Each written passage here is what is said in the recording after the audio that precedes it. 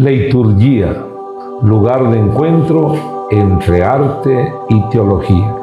Detente, no te acerques, quítate las sandalias. La tierra que pisas es santa.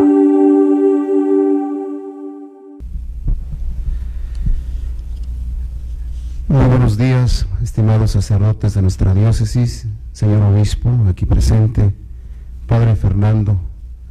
Se inició un proyecto para ir comprendiendo este documento, para ir analizando, para ir retomando, ¿verdad? Esta Constitución Sacrosanctum Concilium. Hace 8 días nos acompañaba en línea el doctor Óscar García desde Barcelona. Ya nos daba un poquito los acontecimientos, ¿verdad?, que sucedieron antes de la reforma. Hoy quisiéramos tomar este tema, los retos de la pastoral de hoy, a la luz de la Sacrosanctum Concilium. Para mí es un honor presentarles a Padre Fernando, presbítero doctor Manuel Fernando Sedano López, sacerdote oaxaqueño, ordenado presbítero el 15 de agosto de 1995 en la Basílica Catedral de Puebla de Los Ángeles, México. Doctor en Sagrada Liturgia y máster en Arte y Arquitectura al servicio de la liturgia por el Pontificio Instituto Litúrgico de San Anselmo en Roma. Presidente de la Comisión Diocesana para la Pastoral Litúrgica en la Arquidiócesis de Puebla. Profesor ordinario por la Congregación para la Educación Católica en el Instituto Litúrgico ad instar facultatis del Ateneo Universitario San Paciano de Barcelona y consejero permanente de la misma facultad. Miembro del Consejo de la revista Fase, publicada por el Centro de Pastoral Litúrgica de Barcelona, España. Maestro del Seminario Mayor Palafoxiano de Puebla y del Centro de Formación Litúrgica, CEFOLIT, al servicio de la Arquidiócesis de Puebla, a donde fue el fundador. Actual párroco del exconvento de San Francisco de Asís en la ciudad de Tepeaca, Estado de Puebla. Después de 2 periodos como presidente de la Sociedad Mexicana de Liturgistas, SOMELIT, del 2016 al 2022, fue convocado por la Comisión Episcopal para la Pastoral Litúrgica de la SEM para colaborar en la revisión y edición de libros litúrgicos para uso de la diócesis mexicana. Padre Fer, bienvenido a nuestra diócesis de Tlaxcala. Te agradezco sinceramente tu apoyo para estar en medio de nosotros. Siempre he admirado, ¿verdad?, en ti ese gran amor a la liturgia. Gracias, Padre Fernando. Agradezco sinceramente la invitación que me hace el presbiterio a través de el Padre Gabriel, a quien conozco desde las aulas de San Anselmo, y naturalmente al señor obispo, que me permite pues compartir con su clero, con ustedes, este desafío, como dice el Padre Gabriel, respecto de una constitución tan hermosa, tan importante, y que creo a 60 años de la misma, de su promulgación, todavía no se le hace justicia. No podemos decir de una manera pesimista que no se ha aplicado nada, tampoco podemos decir que todo va hacia adelante. Creo que si somos sinceros y honestos, descubrimos cómo el año pasado el Papa Francisco, en esa hermosísima carta Desiderio Desideravi, nos hacía un llamado primero a la unidad eclesial, porque él está viendo, y yo creo que todos, un conflicto interno, sobre todo en el tema de, digámoslo así, la liturgia tradicional y la liturgia del Concilio Vaticano II. y lo único que se descubre es una incomprensión de la clave hermenéutica de la Sacrosanctum Concilium. Porque la clave hermenéutica de la Sacrosanctum Concilium está en el número 23 del documento y dice: sana tradición y legítimo progreso. O sea, no dice tradición y progreso, no, sana tradición. Si habla de sana tradición, está diciendo que no toda la tradición es sana. Y si habla de legítimo progreso, está diciendo que las reformas que se han ido haciendo después del concilio, no todas han sido verdaderamente de acuerdo al pensamiento de los padres conciliares y la reflexión del movimiento litúrgico. Entonces creo que ese es el meollo del asunto. Mientras nosotros no nos pongamos en el justo medio, en la sana tradición y el legítimo progreso, creo que seguiremos discutiendo en torno a posturas, en torno a posiciones, en torno a situaciones que a veces ni siquiera conocemos. Me refiero a las nuevas generaciones. A lo mejor no nos tocó vivir la liturgia preconciliar y que no podemos decir que es mala o que fue mala, no, al contrario. En realidad no se puede hablar de la liturgia posconciliar sin el antecedente de la liturgia preconciliar. Pero tampoco podemos quedarnos trasnochados, tampoco podemos quedarnos en una liturgia hierática, fría, rubricista, que no responda también a la propuesta de un mundo que ya no está en el modernismo como en aquel momento se planteaba. Estábamos en la agonía del modernismo. Hoy todavía son más las exigencias del mundo y exigen una liturgia inculturada. Entonces, creo que este es el punto de partida y esto es lo que debe de despertar en nosotros interés por el documento. El padre Óscar ya les habló de la génesis del documento, que creo yo que deja claro que este documento no se elaboró en las aulas del Concilio Vaticano II. El documento es fruto de muchos años de movimiento litúrgico, de muchos años de trabajo, congresos, incluso encuentros concretamente de liturgia, trabajos en las abadías donde se empezó a llevar o a gestar estas reformas a la liturgia, etcétera, y que llegaron al Concilio Vaticano II. No me detengo en esto. Lo que sí dejo claro es que cuando llega toda esta reflexión, todo este trabajo, incluso avalado por Papa Pío X y Papa Pío XII, naturalmente el documento salió inmediatamente. Todos sabemos que la Constitución Sacrosanctum Concilium fue el primer documento que se promulgó en las aulas conciliares y fue prácticamente por unanimidad. O sea, fueron 3 los votos en contra que tuvo. En realidad esto nos hace pensar de la urgencia y la necesidad que había en ese momento dentro de nuestra iglesia de llevar adelante el fomento y reforma de la Sagrada Liturgia. Creo que el momento providencial que propuso Papa Juan XXIII tuvo eco y fuerza con el Papa Pablo VI, que se puso las pilas e inmediatamente llevó adelante las reformas con la edición de los libros litúrgicos. Claro, con ciertas limitaciones, hay que aceptarlo porque fue inmediato esto, pero que con el paso del tiempo han salido nuevas ediciones, enriquecidas en sus prenotandos, en sus mismos esquemas celebrativos, ha ido acogiendo la misma evolución de la reflexión de la Iglesia, sobre todo en el tema del laicado, el tema incluso del sacramento del orden y hoy también el tema de la inculturación, el tema de la ministerialidad. Hablar pues de la Sacrosanctum Concilium es hablar en primer lugar de un documento legislativo.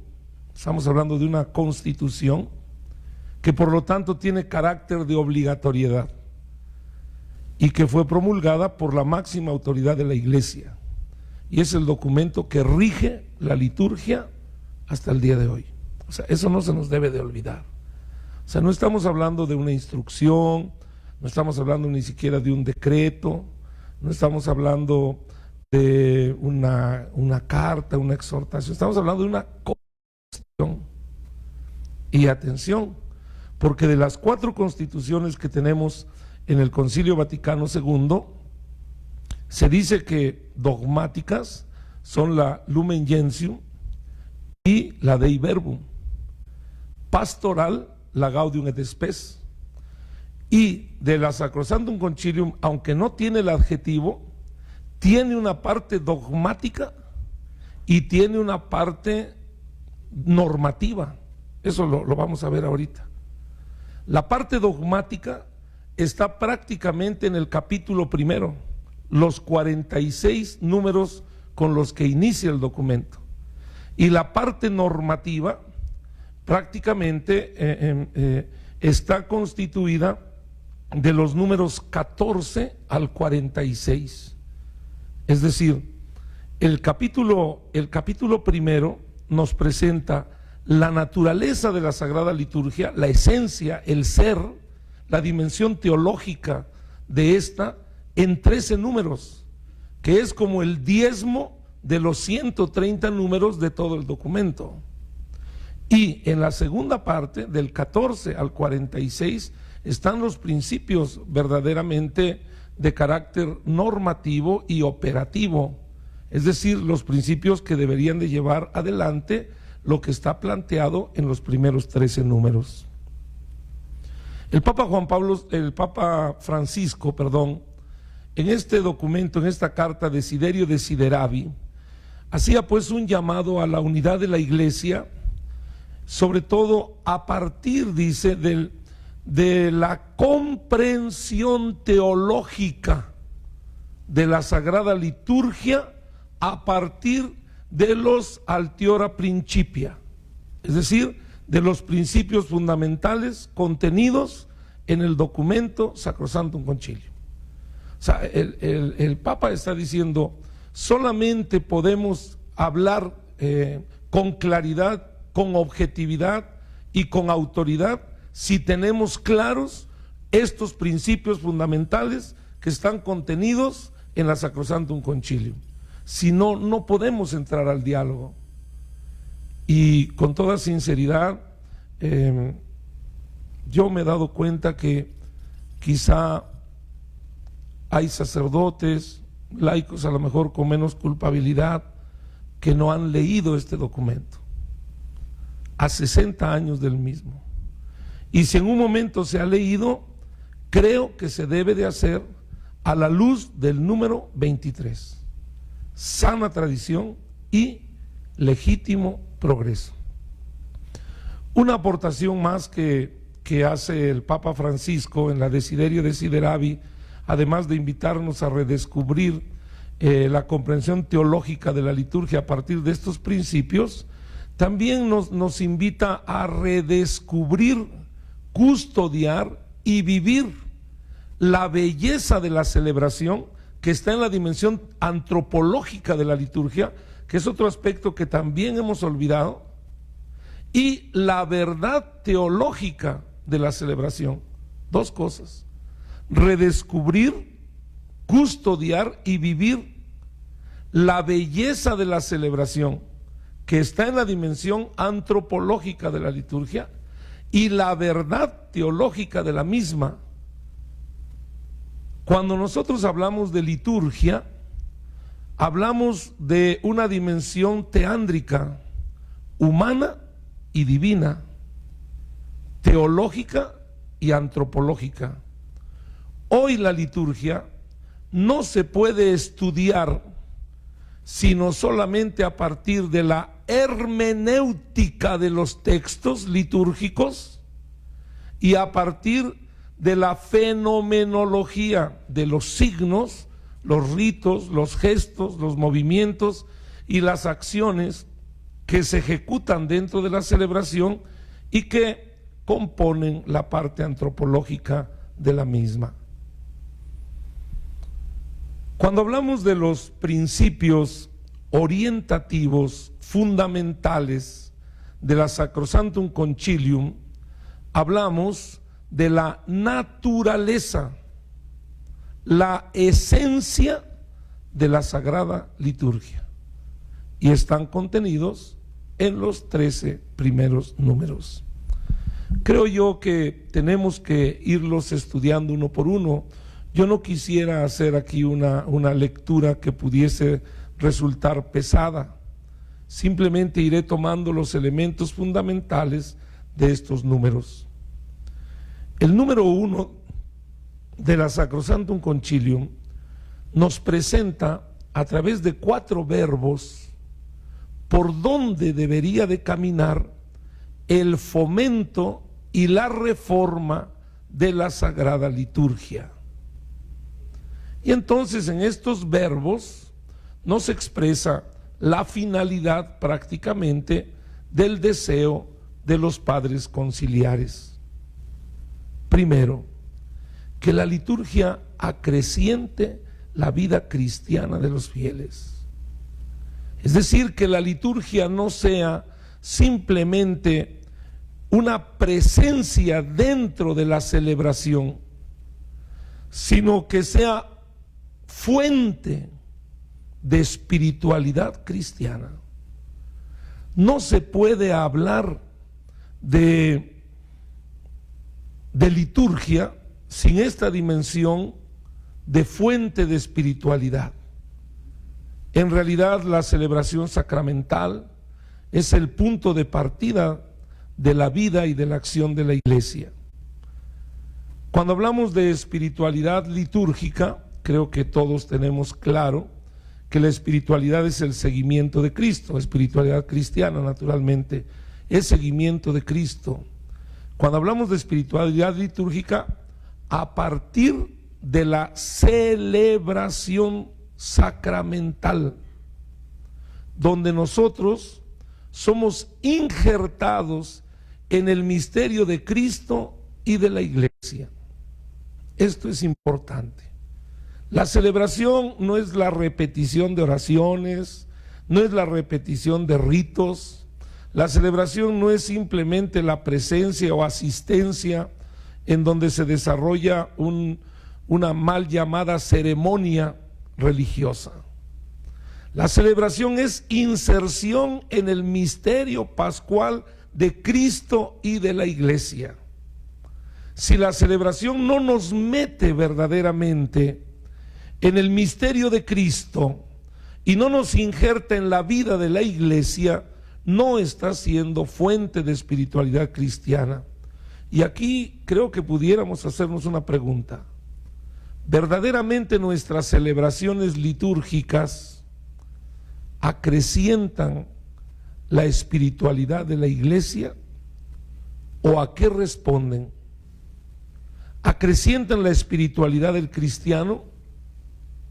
Digo, cuando platicábamos sobre este tema, se planteaba este término, ¿no? A 60 años de la Sacrosanctum Concilium, ¿nuestras celebraciones son fuente de espiritualidad cristiana o responden a celebraciones sociales o responden a situaciones económicas para la manutención y sostenimiento de nuestras parroquias? ¿Verdaderamente nuestros fieles viven la comunión y la participación dentro de la celebración? Etcétera. Son algunos cuestionamientos que presento para hacer un examen de conciencia hasta dónde este primer objetivo ha sido conseguido. La liturgia como fuente de espiritualidad cristiana. Segundo verbo, adecuar aquellas instituciones que lo permitían a los tiempos modernos en ese momento a los tiempos concretos que la iglesia estaba viviendo. Esto se llama inculturación. Y podemos preguntarnos, a 60 años de la Sacrosanctum Concilium, ¿podemos hablar de una liturgia inculturada? Naturalmente, cuando hablamos de inculturación, no nos reducimos simplemente a pensar en los pueblos originarios o en las culturas prehispánicas, sino en la cultura moderna, en la cultura de hoy, en la cultura de la posmodernidad o de la nueva época o del cambio de época. Yo creo que uno de los momentos que nos cuestionó muchísimo fue el tiempo de la pandemia. Hasta dónde verdaderamente la liturgia pudo adecuarse, no adaptarse. Son dos cosas muy diferentes, porque la adecuación exige respeto a la naturaleza de la celebración y la adaptación tantas veces altera la naturaleza. Hasta dónde verdaderamente nuestras celebraciones, nuestras acciones litúrgicas y todas estas cosas que se realizaron en un momento concreto histórico de nuestra iglesia, verdaderamente fueron adecuadas a esa circunstancia, o se adaptaron, incluso se violentaron o se alteraron. Y bueno, hoy también por hoy podemos preguntarnos, a 60 años, hasta dónde nuestras celebraciones litúrgicas están respondiendo a los retos y a las exigencias de la iglesia. ¿Qué tipo de personas acude a la celebración litúrgica? El tema de los jóvenes, por ejemplo, el tema de esta nueva época en las comunicaciones, en la cuestión virtual, el indiferentismo religioso, etcétera. El otro verbo que se planteaban los padres conciliares o presentaban era el de favorecer todo aquello que estuviera o que mejorara la comunión de la iglesia, es decir, la unidad de los cristianos. Este tema de la comunión, de la unidad, es también un principio que pudiésemos cuestionarnos. ¿Verdaderamente nuestras celebraciones hacen la comunidad? ¿Verdaderamente nuestras celebraciones crean el sentido de presencia y pertenencia? ¿O simplemente es el cumplimiento de una norma o de un mandato? Y el último era la dimensión ecuménica, fortalecer todo aquello que pudiese ayudar, ¿verdad?, a atraer a los demás a vivir el misterio de Cristo. Es decir, que la iglesia, que la liturgia se convirtiera en un signo de atracción para los demás pueblos, para las demás personas, para las demás culturas. Esta dimensión ecuménica también es interesante plantearla. ¿Hasta dónde nuestras celebraciones verdaderamente tienen el carácter didascálico, el carácter instructivo? ¿Hasta dónde nuestras celebraciones verdaderamente resplandecen por la sencillez y la nobleza de sus ritos, incluso de sus textos? ¿Hasta dónde nuestras celebraciones evangelizan, aunque no sea su objetivo fundamental? Estos pues son los 4 verbos que presenta el número 1 de la Sacrosanctum Concilium, y creo yo que si quisiéramos hacer un examen, un análisis a 60 años del documento, ¿cómo estamos? Tendríamos que preguntarnos sobre estas 4 cosas: la espiritualidad litúrgica, la inculturación litúrgica, el sentido de comunión y participación, y por último, la dimensión, digamos así, misionera y de servicio de la iglesia. Siempre he pensado que el gran desafío o el gran reto de la iglesia está en la transversalidad de las comisiones. Cuando cada comisión va tirando por su lado, creo que muchas veces no hacemos un trabajo efectivo a nivel pastoral. Si nosotros comprendiéramos este proceso que está desde los inicios de nuestra iglesia, de transversalidad de las comisiones, creo que la iglesia podría responder de una manera más eficaz a los tiempos actuales. ¿Qué estoy diciendo? La liturgia supone la dimensión profética. No se puede entrar en el misterio de Cristo si no hay evangelización y catequesis, si no hay querigma y profundización querigmática. Todos sabemos que en los procesos iniciales de la iglesia, en el llamado catecumenado, existía una fase de preparación para después injertarte en el misterio de Cristo. Por eso, la liturgia supone la evangelización. Y creo que esto lo tenemos claro desde el mandato de Jesús: vayan por todo el mundo y anuncien el evangelio. No dice y bauticen, no. Vayan por todo el mundo y anuncien el evangelio. Y a quienes acojan el evangelio, bautícenlos y enséñenles a cumplir lo que yo les he enseñado. O el sinóptico: vayan por todo el mundo, anuncien el evangelio y hagan discípulos míos. O sea, el tema primordial es el anuncio de la buena nueva. Pablo dirá: porque Cristo no me envió a bautizar, sino a evangelizar. Entonces creo que la gran carencia a 60 años del documento en la celebración litúrgica es que sigue llegando mucha gente a nuestras celebraciones sin estar evangelizadas ni catequizadas.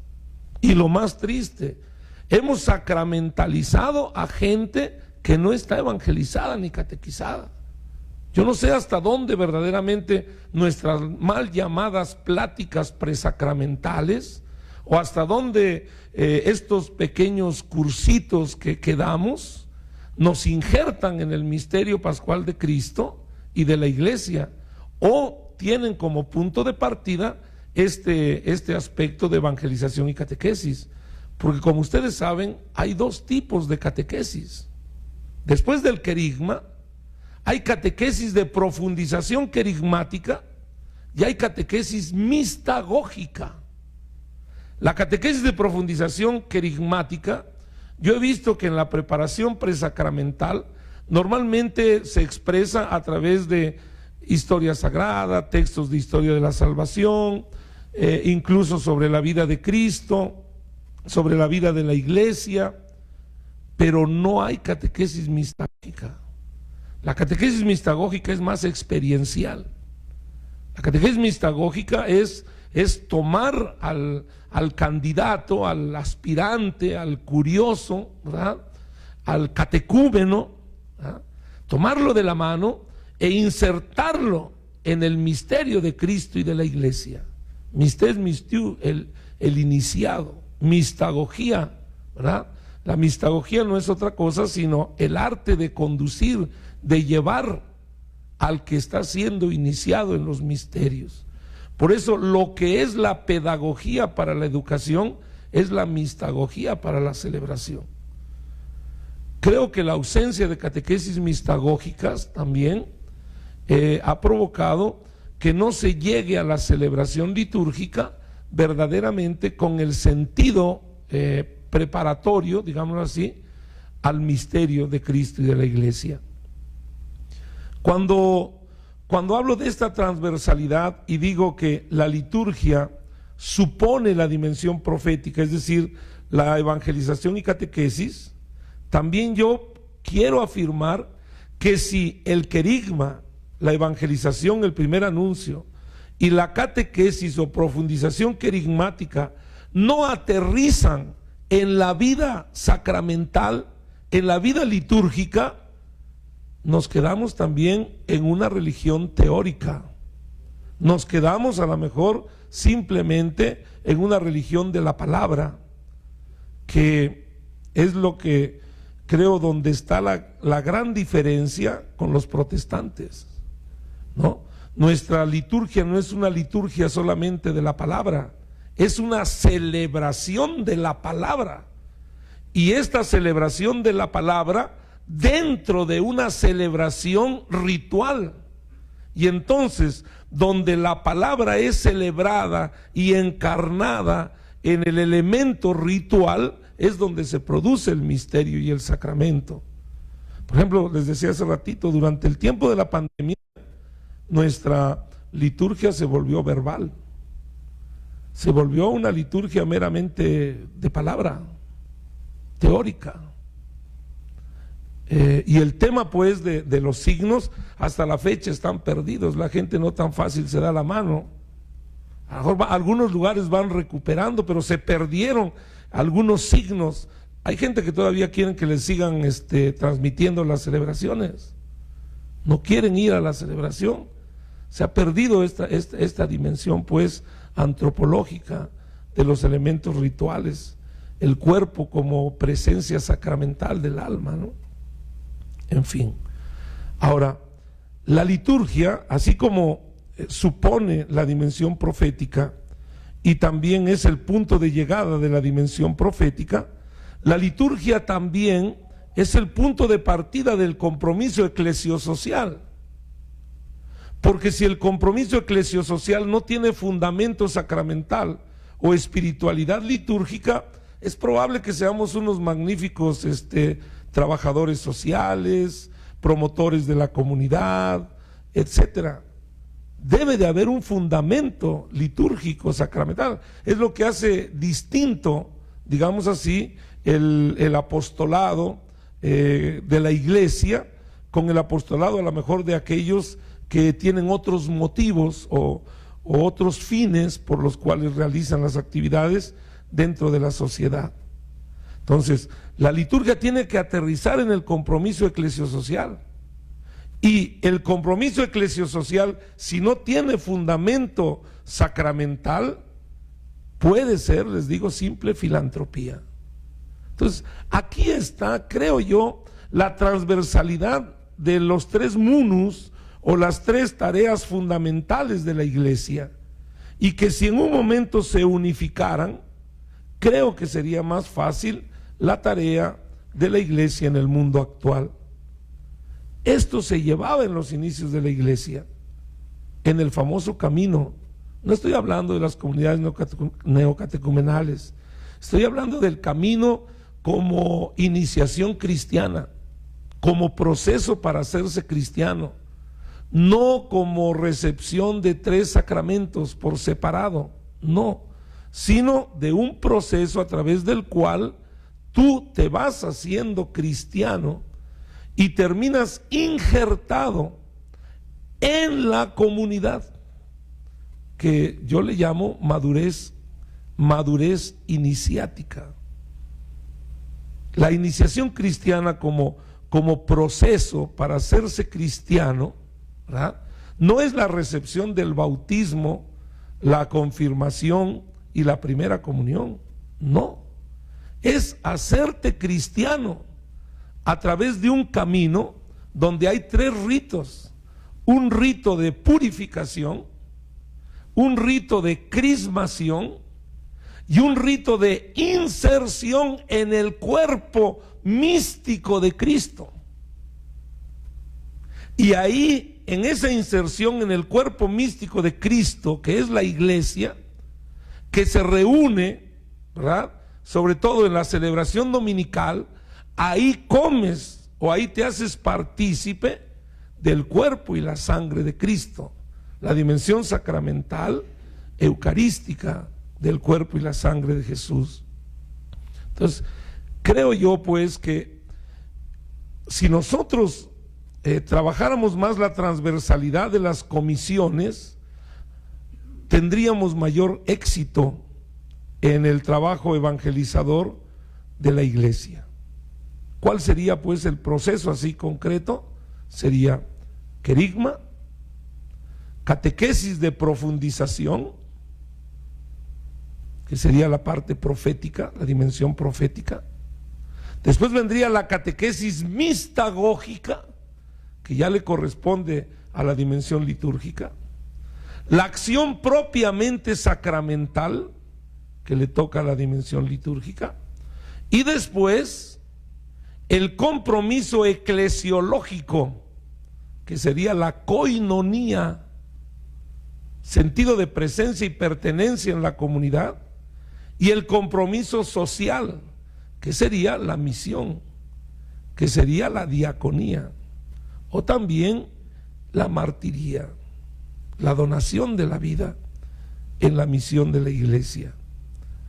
Ahí creo que está la clave fundamental de la transversalidad de las dimensiones.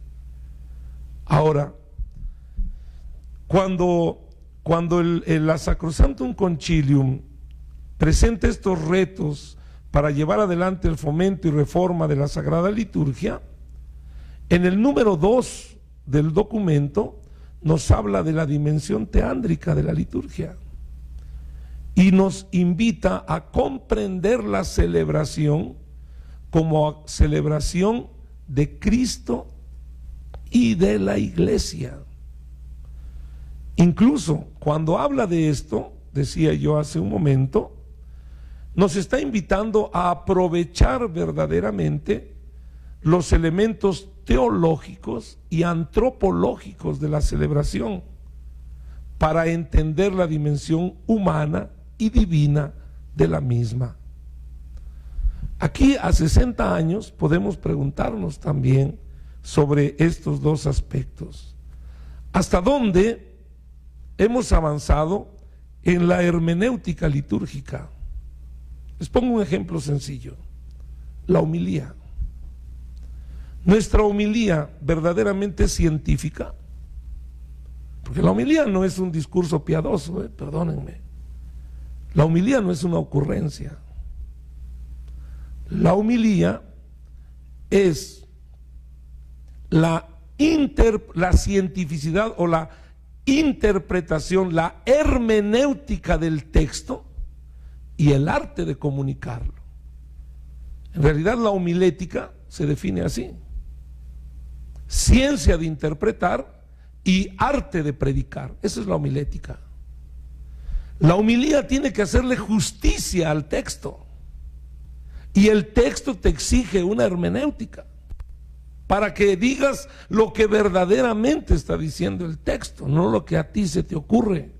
Esa es la dimensión teológica, porque las oraciones, la eucología, las palabras también proclamadas, los textos en los leccionarios, que fueron seleccionados y que fueron elaborados para ese tipo de celebraciones, porque no están en el contexto bíblico, sino en un contexto celebrativo, te exigen hermenéutica del texto, justicia bíblica, justicia eucológica, justicia celebrativa y justicia pastoral, que sería el ambiente o el Sitzenleben donde se desarrolla la homilía. Una auténtica homilía tiene estos tres elementos: la hermenéutica bíblica, la hermenéutica litúrgica y la aplicación pastoral en el lugar concreto donde se está llevando a cabo la celebración. Porque también de repente por ahí se piensa que homilía es un escrito. No, en sentido estricto no es así. La homilía es para los que están en la celebración, porque la homilía es una parte de la acción litúrgica. Y la última interpretación la tiene el Espíritu Santo en el momento del Kairos. Esto no quiere decir que entonces hay que dejarle todo al Espíritu Santo ahí en la homilía. No, implica una preparación. Pero esta es la justicia de los textos, digamos así, donde están los contenidos teológicos de la celebración, y la justicia también a los aspectos antropológicos, los ritos. Muchas veces creo yo que nuestras celebraciones arbitrariamente se sacrifican algunos ritos, o hay incomprensión de ritos o de signos. Pongo un ejemplo simple. En la Pascua, yo entro a las iglesias en los primeros días de Pascua y veo ahí la imagen del resucitado, ¿ah?, con un poquito de aire o cambio de luces, ¿ah?, y el cirio apagado. O sea, ahí hay un ejemplo muy claro y concreto de cómo no le hemos hecho justicia a esta dimensión antropológica. A veces los signos los minimizamos. Los signos arbitrariamente a veces se hacen a un lado. Solamente nos quedamos con la dimensión simbólica, y eso por la doctrina hilemórfica que nos exige, según la doctrina tradicional de la Iglesia, materia y forma. Entonces, como que se pone atención solamente en la materia, los demás signos como que son secundarios, como que estos estén o no estén ya no es importante. Con que estén los signos que son considerados como materia o símbolos sacramentales, con eso que sea válido y es suficiente. Y entonces por eso la crisis del símbolo ha sido precisamente el olvido de los signos, la dimensión teándrica de la liturgia. El número 3 y 4 de la Sacrosanctum Concilium nos deja muy claro que el rito romano al que nosotros pertenecemos es posterior a los ritos orientales. Es decir, el puente entre la cultura de Jesús y el rito romano son las liturgias orientales.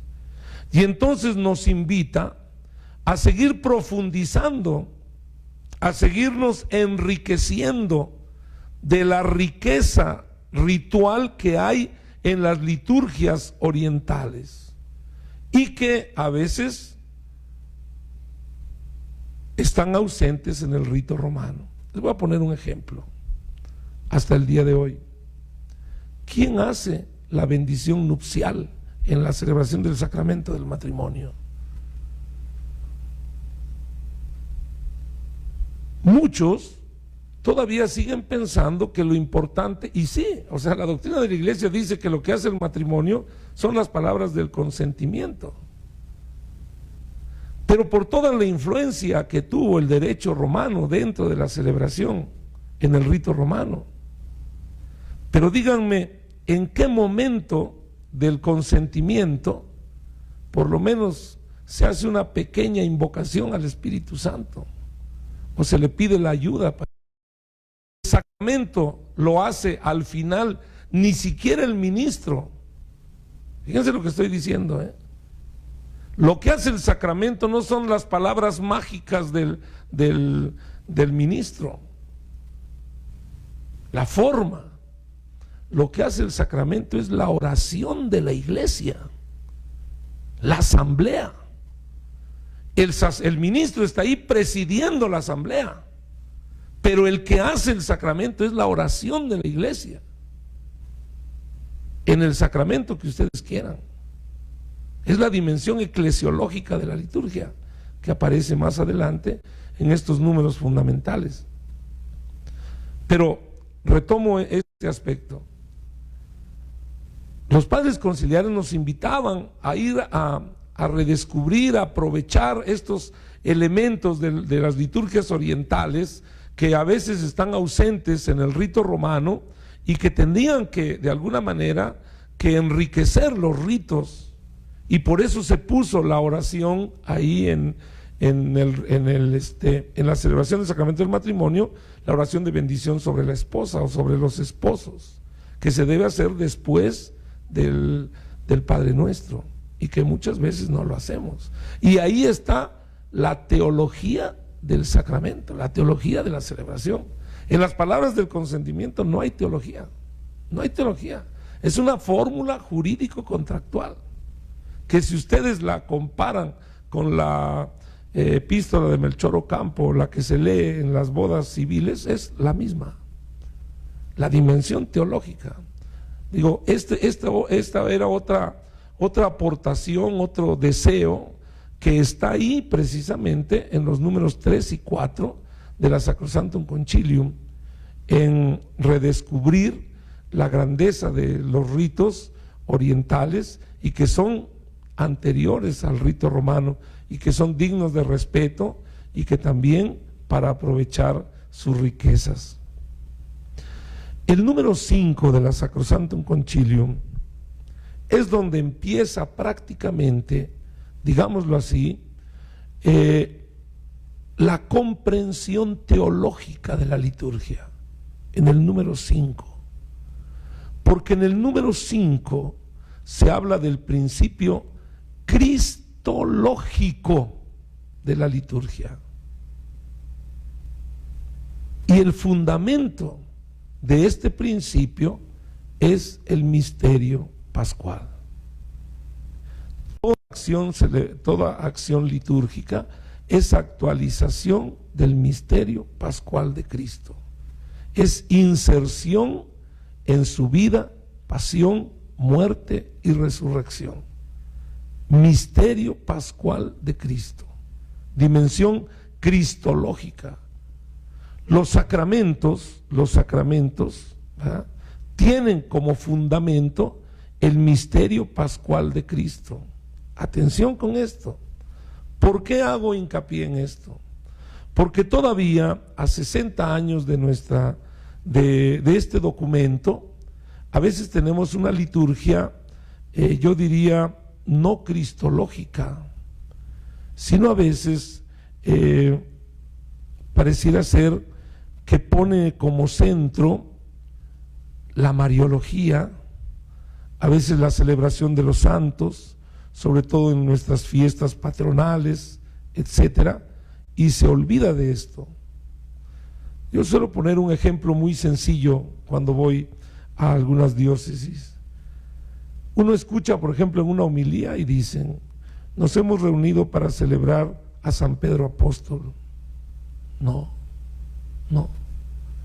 Nos hemos reunido para celebrar el misterio de Cristo, haciendo memoria del martirio de San Pedro Apóstol. O sea, desde el lenguaje uno se da cuenta cuando hay claridad de doctrina o de conceptos. Si venimos a celebrar a San Pedro, entonces estamos hablando de una celebración de piedad, devocional. Estamos hablando de una celebración religiosa. Pero si estamos en una celebración eucarística, venimos a celebrar el misterio pascual de Cristo, haciendo memoria del martirio de San Pedro Apóstol. ¿Cómo vivió San Pedro el misterio de Cristo? ¿Cómo lo vivió? Ese es el asunto terminológico, ¿no?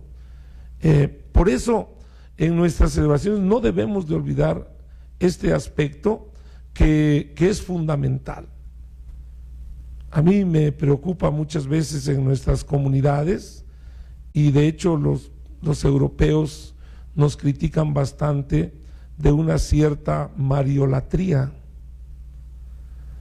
porque dicen que nosotros en la piedad popular tantas veces colocamos a la Virgen María casi en el nivel de Dios. Para mucha de nuestra gente la Virgen María hace milagros. La Virgen María casi está en este tema. Incluso se presentó un trabajo de reflexión sobre el término santísima, hasta dónde verdaderamente es adecuado, como una expresión del pueblo, pero a nivel teológico, la Santísima Virgen María, y conste que aparece en algunos textos, sobre todo en nuestras traducciones de México, aparece muchísimo, en América Latina. El término adecuado con fundamento bíblico sería la bienaventurada, la dichosa, la beata Virgen María. Pero ese término se lo traducimos, la Santísima Virgen María. Quizá esto, en lugar de favorecer más la comprensión teológica del misterio de Cristo, cuando se celebra la misa, pasa todo lo contrario. Y les pongo otros ejemplos. El padre pasa a celebrar con la casulla de la Virgen María aquí en el frente, o aquí lleva a San Judas, como si fuéramos a celebrar a San Judas. Digo, estamos hablando de la cuestión iconográfica, de los signos. En realidad la iconografía tiene que ser eucarística. La casulla es una vestidura litúrgica propia para la celebración eucarística. Sin embargo, encontramos imágenes devocionales muchísimas. Es que estamos celebrando aquí a San Ignacio de Loyola, y por eso lo traigo aquí en el frente, ¿no? No, estamos celebrando el misterio de Cristo. Si vamos a celebrar a la Virgen María, si vamos a celebrar a algún otro de los santos, entonces no estamos hablando de una acción litúrgico-sacramental, estamos hablando de una acción de piedad, el novenario a tal santo, etcétera. Claro, la piedad popular, lo diré ahorita, la piedad popular se puede enriquecer con una celebración litúrgica, ¿ah?, para darle otro valor, otro sentido. Pero es la dimensión pues cristológica, la centralidad del misterio de Cristo en la celebración litúrgica. Es un fundamento teológico que resalta mucho la Sacrosanctum Concilium. Y en el número 6, la dimensión eclesiológica. Toda acción litúrgica es cristo-eclesiológica. No hay celebraciones individuales.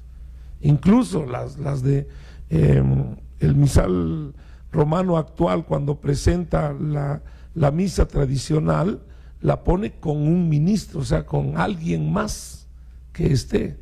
No puede ser una celebración individual. ¿Por qué? Por la dimensión teológica de la celebración. No hay cabeza sin cuerpo, ni hay cuerpo sin cabeza.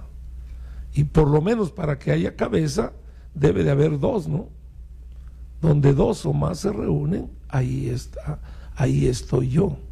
Y esto, sobre todo reflexionado por muchos padres de la Iglesia, porque donde están los dos, ahí está Cristo. Incluso hasta el fundamento, por ejemplo, en el matrimonio, el fundamento de la iglesia doméstica, que está en la Lumen Gentium, en el número 11, dice: la verdadera iglesia doméstica nace del sacramento del matrimonio, o sea, de los dos que se unen en Cristo, ¿no? Bueno, la dimensión pues eclesiológica es otro principio fundamental teológico de la liturgia. La celebración es comunitaria, es eclesiológica. Cristo acoge a su cuerpo, que es la iglesia, lo dirá en el número 7. No hay celebraciones individuales, ni siquiera la celebración del sacramento de la penitencia, aunque hasta el día de hoy seguimos en el triunfo de la confesión individual, en realidad se requiere de la oración de la iglesia. Si ustedes estudian un poquito la penitencia pública en los inicios de la iglesia, la presencia de la comunidad es fundamental.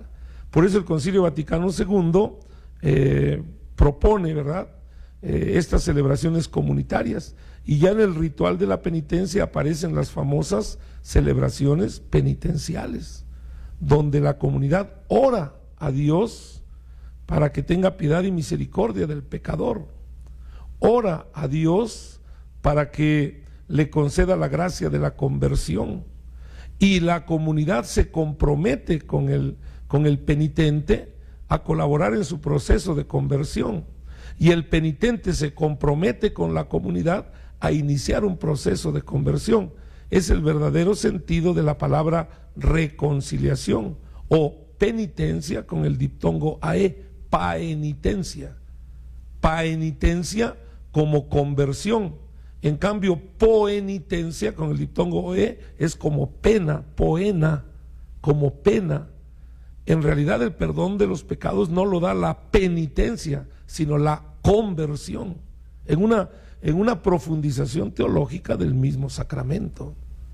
O sea, no son los 3 Padres Nuestros, las 4 Aves Marías las que te dan el perdón de los pecados, o sea, la pena que se te impone, la pena como poenitencia, sino la conversión, que no es otra cosa sino el deseo de cambiar la vida, la contrición, el arrepentimiento, la contrición y la reparación. El número 7 de la Sacrosanctum Concilium, que quizá lo hemos leído muchas veces, es el núcleo de estos números o de estos principios orientativos. En realidad hay 3 afirmaciones ahí en ese número 7 que son las que sostienen todo el aparato teológico de la liturgia. Les digo, yo creo que esto sí lo sabemos, pero habrá que profundizar también en ellos. El primero dice: la liturgia es el ejercicio del sacerdocio de Cristo. Creo que esto a nosotros como sacerdotes nos impulsa o nos obliga a tomar conciencia del papel tan importante que desempeñamos nosotros cuando presidimos in persona Christi, en persona de Cristo, el ejercicio del sacerdocio de Cristo. Pero dice ahí más adelante, es el ejercicio del sacerdocio de Cristo donde Él como cabeza acoge a su cuerpo, que es la iglesia. Luego entonces Cristo acoge al cuerpo, a la asamblea, a la comunidad, a la iglesia, de tal manera que el ars celebrandi está en el arte de celebrar con el cuerpo místico de Cristo, con la comunidad. Ahí está el verdadero ejercicio del sacerdocio de Cristo. La otra afirmación que está en este número 7 es la presencia sacramental de Cristo, lo cual hace que se resalten estos elementos rituales dentro de la celebración. Lo sabemos. ¿En dónde? En el ministro, en la palabra, en las especies sacramentales y en la comunidad, que es el objetivo de la famosa incensación. O sea, se incensa al ministro, se incensa la palabra, se incensa las formas eucarísticas y se incensa a la comunidad. El último elemento, considero que es el que nos ayuda a entender verdaderamente el justo lugar de la liturgia. La liturgia es la acción sagrada por excelencia, y en cuanto a su eficacia, no la iguala ni la supera ninguna otra acción de la iglesia. Este principio creo que lo debemos de tener muy claro. Es la acción de la iglesia por excelencia, y no la iguala ni la supera ninguna otra acción de la iglesia. Esto pone en su justo lugar verdaderamente a la liturgia y la relación que tiene con las demás acciones de la iglesia. Quiero aterrizar el tema en el siguiente número, que no es el 8, sino el 9. Y aquí terminaría esta primera reflexión. Dice el número 9, para llegar a la liturgia, o sea, para que tú llegues a ese ejercicio del sacerdocio de Cristo, para que tú llegues a ese momento sacramental, para que tú llegues a esa acción sagrada por excelencia y verdaderamente puedas disfrutar su eficacia, dice el número 9, para llegar a la liturgia se necesita fe y conversión. Y ahí adelante dice, lo que suscita la fe es la palabra. Es la palabra. Y la continua conversión en realidad la suscita la catequesis, que es la resonancia de la palabra. O sea, no se puede llegar a la liturgia sin la fe y sin la conversión. A 60 años pues del Concilio Vaticano II, tenemos que preguntarnos si seguimos sacramentalizando sin evangelizar, o si verdaderamente estamos evangelizando para no repartir sacramentos, sino para insertarlos en el misterio pascual de Cristo. Y si verdaderamente estamos haciendo el proceso, entonces nuestros procesos eclesiales verdaderamente hacen cristianos o administran sacramentos. Se mide la pastoral de una parroquia por la cantidad de sacramentos que se administran o por la madurez iniciática. No estoy hablando de madurez cristiana, la madurez cristiana es toda la vida. La madurez iniciática. ¿Cuál sería el signo concreto de que alguien ha llegado a la madurez iniciática? Creo que el signo concreto sería la inserción en la comunidad, el sentido de presencia y pertenencia. Por eso no hay que preparar niños para la primera comunión, hay que preparar niños que se enamoren de la iglesia, que se enamoren de la celebración dominical y que participen del cuerpo y la sangre de Cristo, es decir, que se hagan cristianos. Por eso esa parte ad libitum que hay en el ritual del bautismo, digo ad libitum porque puede ser modificada, dice, este niño ya es hijo de Dios por el sacramento del bautismo. Y dice, recibirá la plenitud del Espíritu Santo en la confirmación, dice. Esta fórmula ad libitum, creo que la expresión más adecuada sería, este niño ya es hijo de Dios por el sacramento del bautismo, irá manifestando la plenitud del Espíritu Santo. O sea, ya tiene el Espíritu Santo en pleno. Ahora, lo irá manifestando en plenitud en la medida de su madurez cristiana. Es decir, en la medida que tú vas madurando cristianamente, el Espíritu Santo se expresa de una manera más plena. Y yo suelo decir, conozco niños donde el Espíritu Santo se expresa plenamente. Estoy hablando de los acólitos, estoy hablando de los monaguillos, estoy hablando de los niños catequistas, estoy hablando de los Tarcisios, las Inesitas, los Luisitos. Y conozco gente de 30, 40, 50 años donde el Espíritu Santo no se manifiesta plenamente, porque no hay madurez cristiana. O sea, la madurez cristiana no es proporcional a la edad cronológica, sino verdaderamente a la configuración con Cristo. Pues en esta primera parte de reflexión, el objetivo es cuestionar un poquito estos aspectos para hacer una evaluación, un examen de conciencia de cómo ha ido verdaderamente o cómo se ha ido aplicando estos principios fundamentales que aparecen en la Sacrosanctum Concilium desde hace 60 años. Gracias.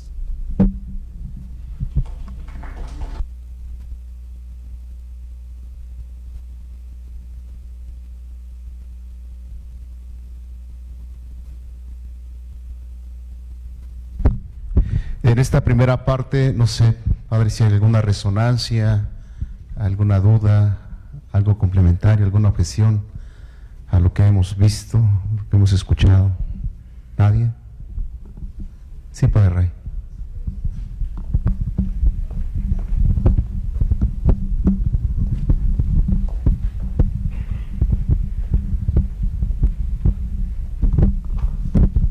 Antes que nada, un gusto verte, doctor. Al escuchar la convocatoria para esta conferencia, inmediatamente viene a mi mente el significado global del Concilio Vaticano II, porque qué bueno que nos estemos preguntando qué está significando para la Iglesia la Sacrosanctum Concilium, pero creo que tú mejor que yo te das cuenta de que en distintos ámbitos de reflexión de la Iglesia, en realidad la pregunta va más allá. ¿Qué ha significado el Concilio Vaticano II para la Iglesia? Y una observación que hace el Papa Francisco es que de hecho él en su ministerio no viene a decir nada nuevo, sino viene a aplicar el concilio, ¿no? De alguna manera esto como que responde y resume esta serie de cuestionamientos que tú has hecho, porque en efecto el Concilio Vaticano II lamentablemente en muchos ámbitos sigue desconociéndose y no ha producido el efecto que se hubiera querido. Pero desde tu punto de vista, ¿cuál ha sido el avance más significativo? ¿Cuál ha sido ese antes y ese después? Porque creo, hasta donde puedo ver yo, que el Concilio Vaticano II en general pide puesta al día, ¿no? Se decía en aquellos tiempos ayornamiento, puesta al día. Se pedía, entre otras cosas, que se viera la iglesia como pueblo de Dios, no como esa típica pirámide. Y aquí entonces yo me pregunto, ¿cuál ha sido ese significado de la Sacrosanctum Concilium? ¿Cuál ha sido la contribución para vernos como pueblo de Dios? Gracias, Padre Raimundo. Primero que nada,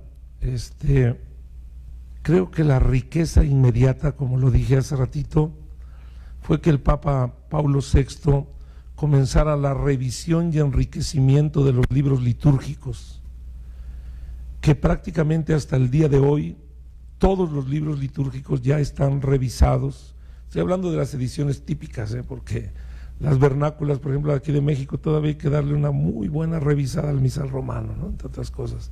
Pero bueno, me refiero en ediciones típicas latinas, en cuanto al deseo de los padres conciliares. Con la promulgación del martirologio romano se terminó ya todos los libros litúrgicos. El problema es que la reforma está en los libros, pero no los leemos. No los leemos. Hay gente que nunca ha leído los prenotandos. La Institución General para el Uso del Misal Romano, nunca. La Institución General para la Liturgia de las Horas, nunca. Entonces el problema está en nosotros los sacerdotes, creo. Pero la riqueza está ahí, ahí está. Porque no son rúbricas. Yo les he dicho, hay que distinguir lo que es una rúbrica, lo que es un principio teológico o un prenotando, y lo que es una forma ad libitum. Ahí está en los rituales. Y conste que ya a nivel de profundidad a lo mejor todavía se detectan algunas cosas no muy acordes con la reforma, pero bueno, están ahí, pero no los leemos. Un signo muy concreto, yo me he dado cuenta que ocupamos el libro para conocerlo, no lo conocemos para ocuparlo. Hasta cuando lo tenemos en el altar empezamos, pues aquí hay esta celebración, ¿no? Y no había yo visto que hay una, o sea, es triste pues que uno ocupe el libro para conocerlo y no lo conozca uno para usarlo, porque si no, de veras nuestras celebraciones tendrían otra dimensión. A nuestra gente le es más fácil comprar el misalito donde ya le dicen, hoy pida usted por el perdón de los pecados y estas son las oraciones, que decir qué necesidad tiene usted en su comunidad, ¿no? Busque en el leccionario 3 unas lecturas, o busque la eucología propia en las oraciones por las diversas necesidades, etcétera. Entonces creo que ese es un gran avance, pero que nosotros no lo hemos sabido aprovechar. El otro gran avance, el tema de las lenguas vernáculas. De veras, hoy podemos proclamar bien la palabra de Dios, hoy podemos cantar en nuestra lengua y todo. El tema es que la comunidad no canta, o los que pasan a leer, y a veces nosotros somos los que leemos muy mal. A veces leen mejor los laicos, tanto les están dice a los laicos que proclaman la palabra, que un taller para lectores y todo, y pasa el diácono, pasa el seminarista y pasa el padrecito, y como ya se lo sabe, él se lo avienta así, aunque la gente no lo entienda. Ese creo que es otra limitante. O sea, hoy que hay este gran aporte de las lenguas vernáculas, en el tema sobre todo hablo de los textos en español, los cantos y todo, desafortunadamente no se ha trabajado la participación litúrgica y no le hemos hecho justicia al texto, creo yo, en este tema. Antes pues la gente no entendía, y a lo mejor por eso se distraía en la celebración, por eso estaba haciendo otras cosas. Hoy creo que sí entendemos, el tema es que hay mucha dispersión, no hay verdaderamente esta participación. Y creo que también no hemos sabido medir no la eficacia, porque la eficacia depende de Dios, ¿no? Ni la validez ni la licitud.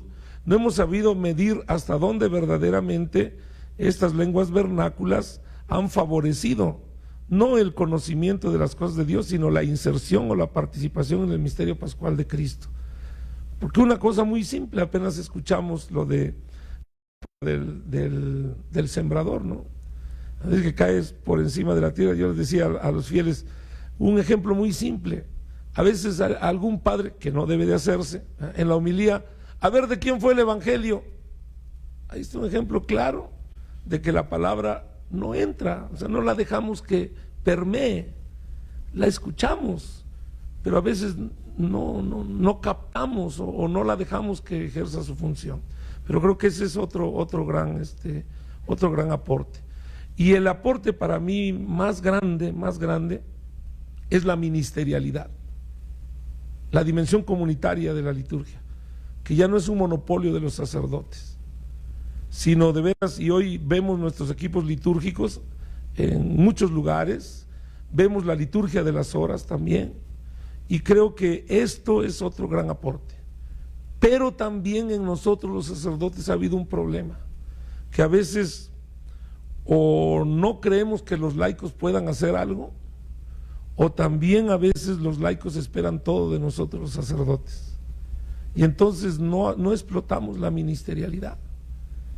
Tú preguntas qué ministerios hay en la iglesia y casi todos dicen los ministros extraordinarios de la comunión, ¿no?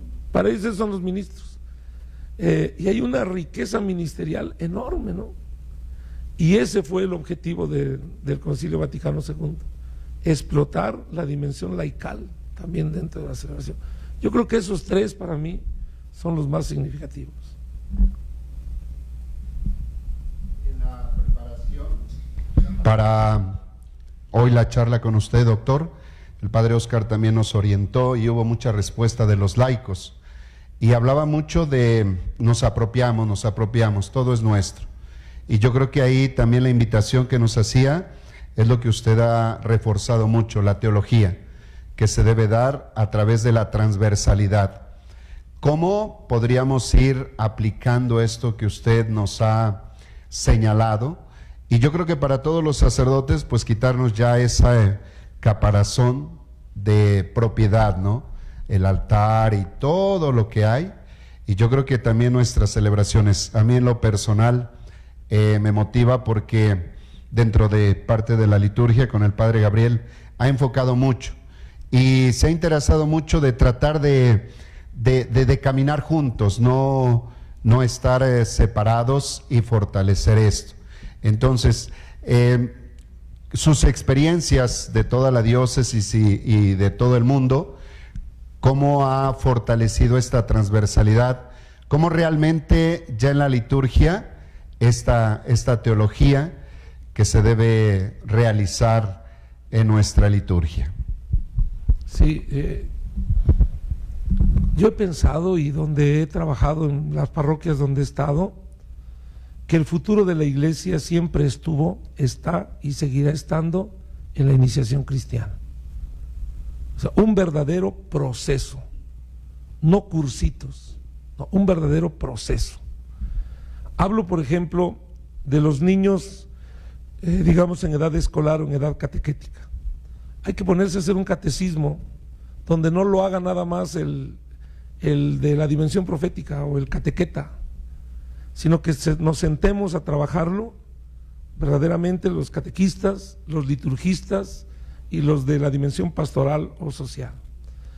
¿Por qué? Porque entonces creo que se arma un trabajo de conjunto, porque si no piensas solamente en la parte, digamos, de la palabra o doctrinal, pero te olvidas de la parte sacramental o la parte litúrgica o de la parte eclesiosocial.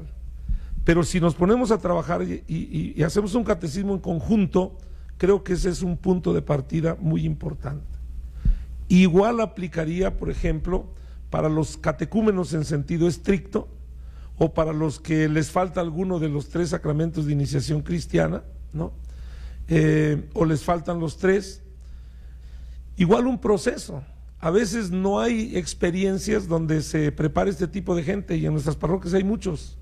Entonces normalmente, sí, ahí te voy a poner una persona que te dé unas platiquitas y el día que te cases, ese día te damos los sacramentos de iniciación cristiana y asunto arreglado.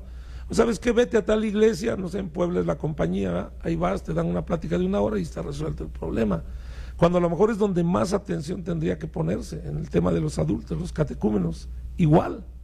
A lo mejor la primera parte de este camino, no sé cómo llamarle, camino, discipulado, catecumenado, no sé, a lo mejor, la parte, digamos, de lo que se llamaba antes precatecumenado, la parte de querigma y profundización querigmática, la va a dar aquí el el dogmático, el biblista, no lo sé, ¿no?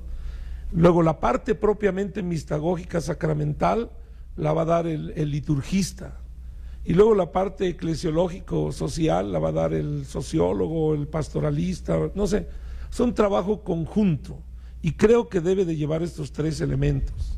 Estoy hablando de la catequesis en los de edad escolar y en los adultos. En el caso de los infantes, también creo yo que ahí la catequesis tiene que ir directo hacia los papás y padrinos, pero aquí el gran problema que yo veo es que no hay criterios comunes desde el momento de la aceptación de los papás y padrinos, ¿eh? Ahí es donde se da un problema muy grande. A veces andan preocupados de cuántas horas se deben dar o cuántos días. Creo que no es tema de horas ni de días, es tema de contenidos. Y ni siquiera de contenidos, de signos, porque así fue en la iglesia. Hay que ir viendo los signos que son como los indicadores para dar el siguiente paso. Y a lo mejor hay gente que ya ni debería de ir a pláticas presacramentales, porque a lo mejor ha ido dando signos, ha hecho un proceso que ya por default podría ser padrino. No sé si me va a entender, porque hay algunos que dicen, voy a escuchar lo mismo, es más, y no por soberbia, sino a veces tienen razón, ¿no? Porque a lo mejor hemos hecho de nuestras catequesis algunas platiquitas. Entonces creo que ahí se podría trabajar bastante en esta línea, digamos, litúrgica, pero con fundamento bíblico, teológico, de teología dogmática, y con aterrizaje de compromiso eclesiosocial o pastoral. Allá en la parroquia, desde que estuve en la parroquia, esta es mi tercera experiencia de parroquia, hemos estado preparando en estas líneas. Por ejemplo, en el bautismo damos cuatro pláticas en el bautismo. La primera plática es: la iglesia no bautiza niños, así se llama el tema. La iglesia no bautiza niños. Y todos, ¿cómo? Si eso venimos.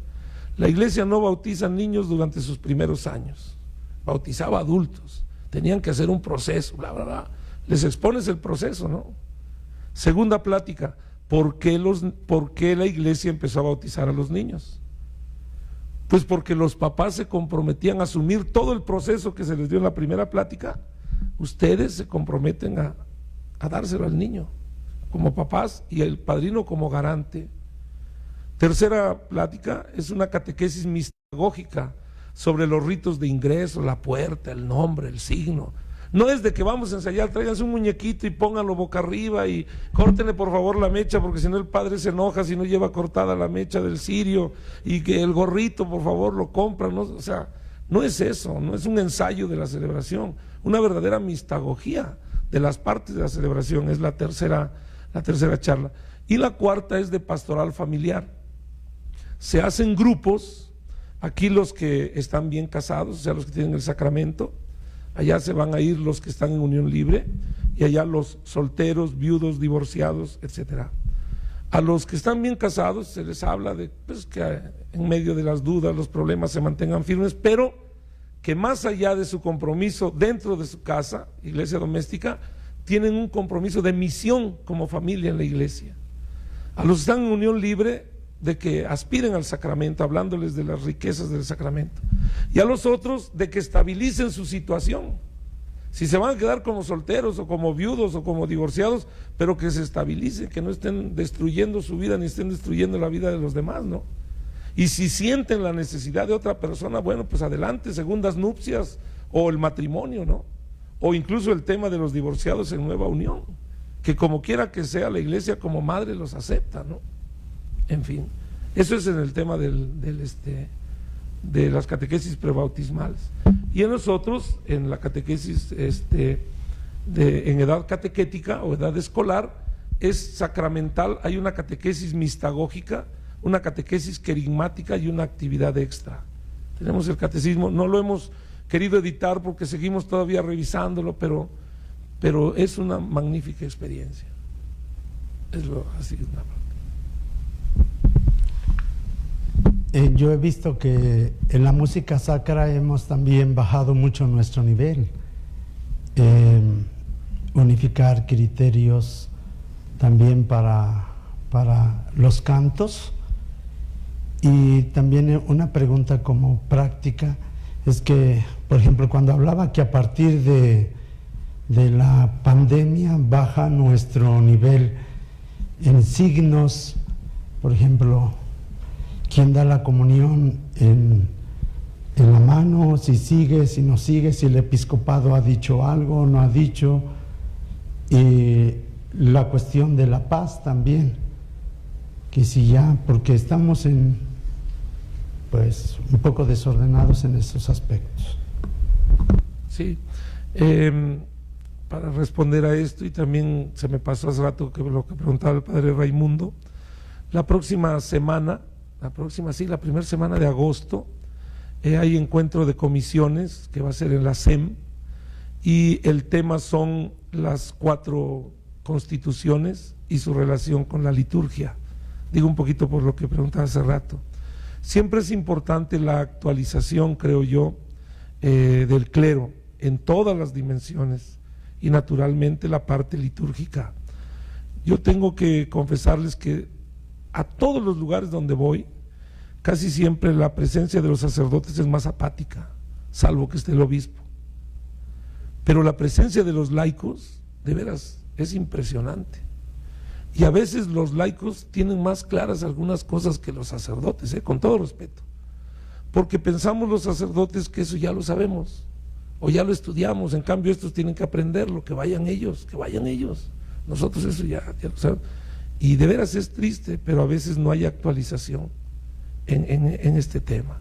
Entonces, yo invito pues a lo mismo que el Papa, a redescubrir la riqueza teológica, la belleza de la celebración, la verdad, etcétera, ¿no? Y concretamente en esto, por ejemplo, de la música y esto, creo yo que a los que se nos ha escapado de las manos es a los sacerdotes también. Perdónenme que esté diciendo que nosotros los sacerdotes, pero es que a nosotros es a quienes se nos ha encomendado esto, a nosotros. Los laicos hacen lo que uno les diga. Mientras no empecemos una pastoral con los artistas, estoy hablando con los músicos, con los cantores, con los floristas, con los que venden imágenes, con los que venden orfebrería, pastoral con ellos, ellos tocan, ejecutan, hacen lo que ellos creen que debe de ser. O sea, no se les ha dado una pastoral. Y nosotros nos hemos quedado, una de dos, o nos ponemos a regañarlos, o la otra nos quedamos, ya no se puede hacer nada, pues todo el mundo hace esto. Y de veras creo que hemos perdido el control de esto que nosotros deberíamos de ser celosos, y de repente parecemos intransigentes, o nos ven así, pero es por una falta de formación y porque se nos ha ido de las manos.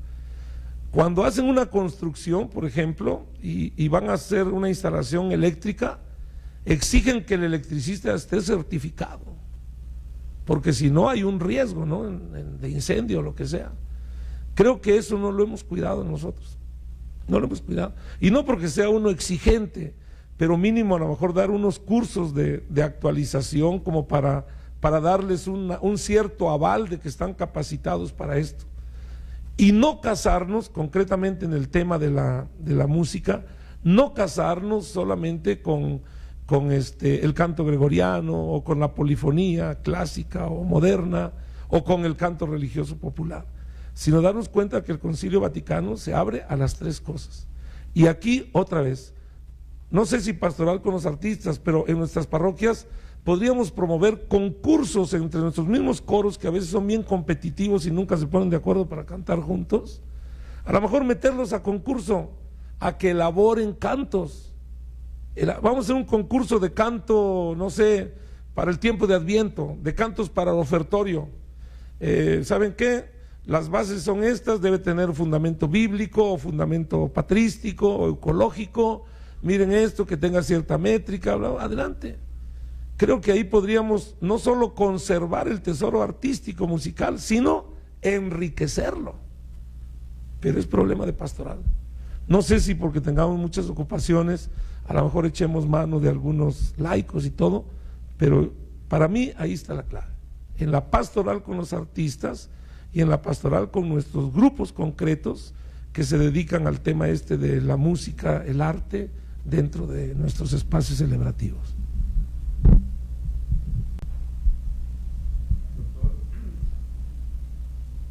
Doctor, agradeciendo pues esta valiosísima ponencia y profundizando un poquito más en esa transversalidad de la que nos habla, del tema querigma, profundización del mismo, mistagogía y eclosocial. ¿Cómo ya nos daba un elemento práctico, concreto, para lograr esa interlocución y transversalidad que es la catequesis inicial? ¿Qué más pudiéramos profundizar al respecto para lograr esta comunión, interlocución entre estas tres, el triple munus? Sí, yo creo que primero, lo que decíamos hace ratito, ir al Concilio Vaticano II, ponernos a leer las 4 constituciones, porque de alguna manera su carácter de obligatoriedad, su carácter legislativo, es lo que norma la vida de la Iglesia, por lo menos de esa fecha hasta hoy. Han habido instrucciones, han habido otros documentos, pero que no dicen nada nuevo, simplemente amplifican, clarifican, etcétera, ¿no? Pero si tenemos esta base fundamental del verdadero deseo del Concilio Vaticano II, creo que tenemos ya ahí los elementos teóricos o el marco documental fundamental para no estar haciendo cosas fuera de lo normal, ¿no? Entonces yo creo que empezar por ahí, por leer los documentos, y concretamente si hablamos de liturgia, ubicarla. Yo no digo, porque hay muchas formas de analizar los 4 documentos. Algunos ponen en el centro la Lumen Gentium, por ejemplo, que fue la tercera que se aprobó, pero la ponen en el centro por la parte dogmática, ¿no? Otros dicen, no, es la parte litúrgica porque fue la primera. Entonces, a partir de ahí, o sea, no sé cuál pueda ser el eje, o sea, el tema metodológico es lo de menos, pero creo que deja muy claro lo que es la Iglesia y lo que es su actividad en el mundo, en la Gaudium et Spes. O sea, teniendo clara la naturaleza de la Iglesia en la Lumen Gentium y su misión dentro del mundo, en la Gaudium et Spes, creo que entonces ahí vienen para mí los 2 pilares que sostienen toda la Iglesia: Biblia y liturgia. O sea, en realidad, no es porque le haga uno publicidad a lo que uno estudia, pero Biblia y liturgia. En la liturgia hay mucha Biblia y en la Biblia hay mucha liturgia, ¿no? Entonces, estos son los 2 elementos vivenciales. Hablo a nivel formativo y de ahí creo que brotan ya muchos programas. Primero, hacer esta división, ¿verdad?, pero transversal. La dimensión profética verdaderamente que logre su cometido. Su finalidad es evangelizar, catequizar a través de los medios de comunicación y todo con estas dimensiones de amplificación, ¿no? La dimensión litúrgica, su función es santificar e insertar en el misterio pascual de Cristo con su ampliación en esta dimensión que le llaman ministerios. Y tercero, canalizar el compromiso eclesiosocial con esta dimensión de extensión que le llaman fajulavi o fajulavo, no sé cómo le llaman, familia, juventud, laicos, vocaciones. Otros ya quitaron vocaciones de ahí, lo pasaron a ministerios y le han puesto vida, el departamento de vida. Creo que por ahí están los 3 grandes flujos por donde podría ir la pastoral. Y ya dentro de estos flujos, de estos munus, ¿verdad?, la profética con comunicaciones, la litúrgica con ministerios y la social con fajulavo, ver las dimensiones que hay al interno, porque también a veces esas dimensiones que están ahí no hay una cierta interdisciplinariedad, no hay relación. Yo les hablo, por ejemplo, de la liturgia. ¿Hasta dónde estamos haciendo un trabajo conjunto? Por ejemplo, la formación litúrgica, la dimensión de canto y música al servicio de la liturgia, de arte y arquitectura, de piedad popular o de los congresos eucarísticos, cuando a veces hay algunas cosas que no está el fundamento. No sé si me va a entender.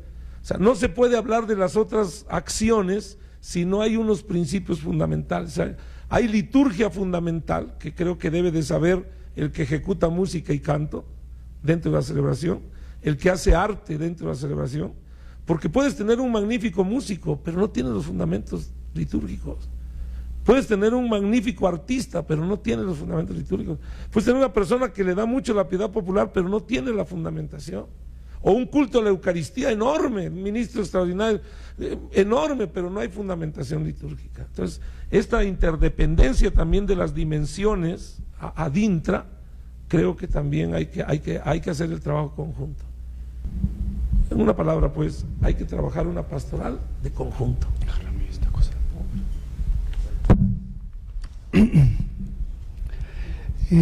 Para lo que le voy a preguntar, doctor, tomo 3 frases que usted dijo: que la riqueza que tiene la liturgia que nosotros tenemos, lo que las personas del pueblo, lo que nosotros le damos, lo aceptan de una buena manera, y lo de los 2 ritos que tenemos. La pregunta va en este sentido: ¿qué tan conveniente es mezclar ritos?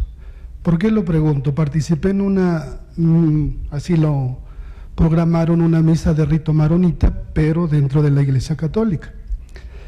En esa misa, pues yo creo que el 90% somos católicos. Sé que a lo mejor en esa misa había también maronitas, ¿verdad? Entonces, la celebración, la gente que participó, fue también gente de mi parroquia, quedó maravillada, y inclusive me decía: no, a ver cuándo aquí se programa una misa. Digo, pues tendré yo que, no sé, ordenarme maronita, dice aquí. Porque en la misa hubo un tiempo en que nosotros como sacerdotes éramos meros espectadores. De lo que ahorita recuerdo, a la hora de la comunión, gente que comulgó, gente que no comulgó. El padre, no sé por qué, ponía el cáliz en la cabeza de los que no comulgaban, y después él hizo una filota de los que ya habían comulgado. Entonces, y así como esas varias, al final, una persona que fue a transmitir de la parroquia, porque esa misa fue transmitida, platicando, oye, ¿y cómo les fue? Dice: no, lo más bonito fue al final. Digo: ah, caray, pues si yo estuve hasta que acabó la misa. No, lo que pasa es que nos ungieron. Ah, ¿te ungieron? Sí, nos ungieron, nos pusieron con el aceite que se bendijo. Y le digo: ¿y quién te ungió? No, pues una persona que vino ahí. Y digo: ¿por qué te ungió? Entonces, esa es la pregunta que yo le hago. ¿Qué tan conveniente sería ese tipo de celebraciones? Sé que la gente va a quedar maravillada y puede ser una misa de sanación y todo lo que a veces inventamos como sacerdotes, pero qué tan conveniente, porque después la gente, pues sí le gusta y ya quiere que se le ponga el cáliz, ya quiere hincarse, bueno, varias cosas.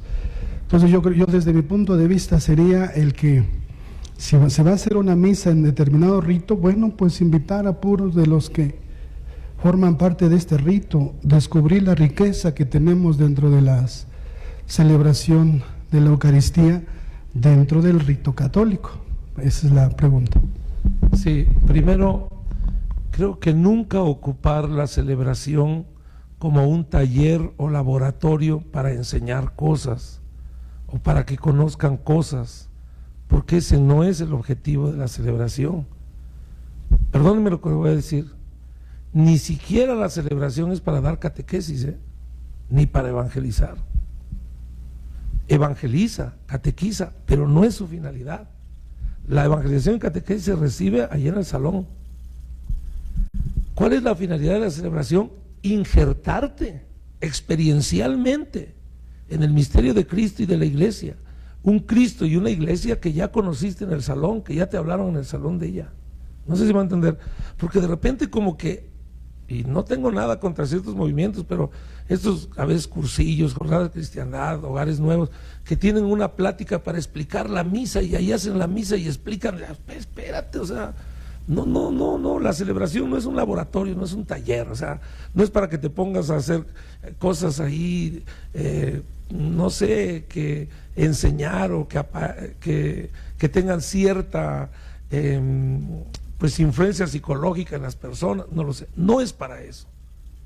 Yo creo que es lo primero que exige la celebración. La celebración tiene un programa celebrativo ritual que no se puede alterar.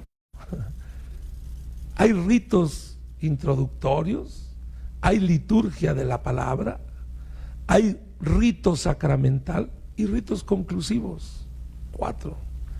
Hay estructuras, esquemas propios, las partes y todo eso. Por eso os digo, la IGMR creo que es el primer punto de partida.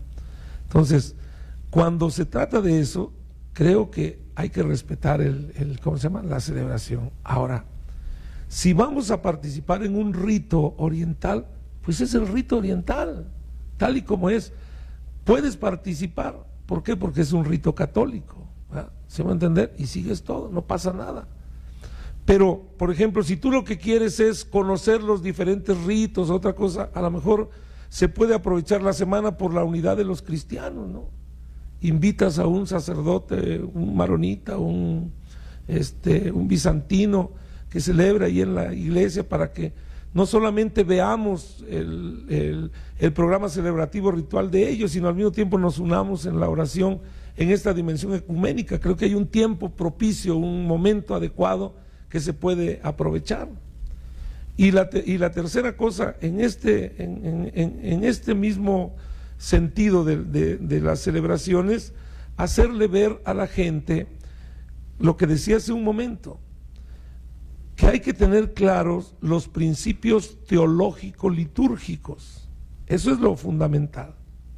Segundo, hay que entender lo que son las rúbricas.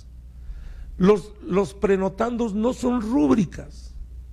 Rúbricas son las indicaciones en rojito, las que vienen dentro de los programas celebrativos, esas son rúbricas. Los números esos que están al principio, esos son principios teológicos, litúrgicos que debes de comprender y entender para entrar a la celebración. Eso es casi obligatorio, tenerlos claros.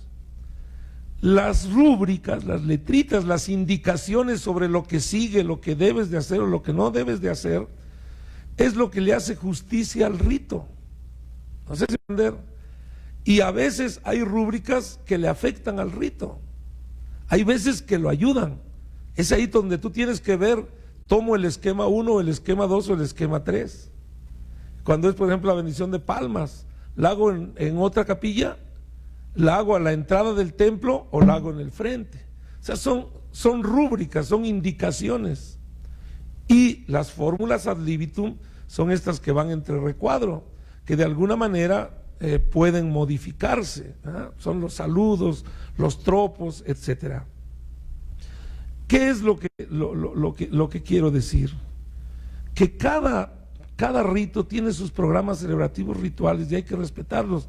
No podemos hacer hibridaciones, porque considero que el no hacerle justicia al rito, no quiero entrar en el tema de eficacia, pero sí es cierto, muchas veces cuando se omite o se altera un rito, desde el punto de vista científico, afecta la eficacia. Por ejemplo, en un tribunal, si se omite o se altera un momento del ¿cómo se llama?, del juicio, puede ser inválido.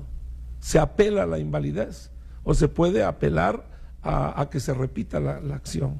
No sé, en el aspecto de eficacia, ¿no? Y ya en cuanto a los dos ritos, yo creo que en su momento habrá que estudiar la Desiderio Desideravi. El Papa, después de la Traditionis Custodes, dijo solamente el rito ordinario es con los libros de Paulo VI.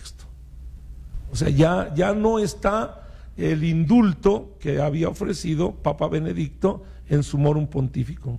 Con Traditionis Custodes el Papa lo quitó.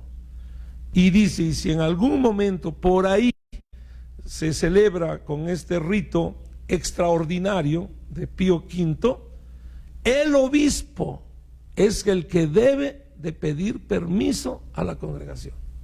El obispo. De tal manera que si de repente por ahí un sacerdote está celebrando el rito de Pío V y se entera a la congregación sin que el obispo lo sepa, la congregación le llama al obispo y le dice: usted no pidió permiso para que este sacerdote estuviera celebrando, o usted no tiene control de su diócesis. O sea, es delicado el tema. Después de la traditionis custodes ya no se puede. El único que puede pedir permiso es el obispo, y más si es un sacerdote joven, es decir, que haya sido ordenado recientemente, que a lo mejor ni teología entiende del misal de Pío V, o ni latín habla, ¿no? o pronuncia. Entonces eso también es importante, ¿no? Y como un principio que es importante que sepamos: Jesús no instituyó un rito, Jesús instituyó una acción de gracias. La Eucaristía es acción de gracias. Jesús instituyó la acción de gracias a través de dos ritos: el rito del partimiento del pan, el Birkat Hamazón, y el rito del levantamiento del cáliz, del jalel. O sea, eso fue lo que instituyó Jesús. Jesús instituyó la acción de gracias o la Eucaristía a través de dos ritos: el de partir el pan, el de levantar el cáliz, y después de tomarlo, partirlo, repartirlo, decir: esto es mi cuerpo, esta es mi sangre. O sea, son dos ritos, digamos, dos ritos que hacen la Eucaristía o la acción de gracias. Entonces, esto es importante. O sea, el problema no está en que si el rito de antes del concilio o después del concilio, no. En realidad, los ritos son las diferentes formas que hay de dar gracias, partiendo el pan y levantando el cáliz, punto. Y por eso hay muchísimos ritos. ¿Puede crearse un nuevo rito?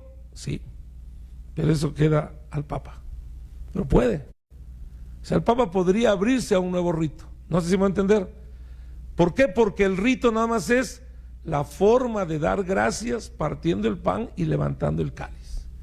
Y se da gracias, bueno, ahí ya viene el estudio de toda la, ¿cómo se llama? Los contenidos de esa forma de dar gracias, y si verdaderamente está el rito de partir el pan y levantar el cáliz. El tema de las palabras de la última cena incluso pueden hacer falta dentro del rito, y se transforma el pan en el cuerpo y el vino en la sangre. Prueba de eso es la liturgia de Adai y Mari, que no se dicen las palabras de la última cena: tomen y comen, tomen y va, y sin embargo la iglesia dice que es válida y queda consagrado o eucaristizado, que es el término más adecuado, eucaristizado el pan y el vino con el que se dio gracias. Digo, esta es a la base, pues, de toda esta discusión teológica. Liturgia, lugar de encuentro entre arte y teología. Detente, no te acerques, quítate las sandalias. La tierra que pisas es santa.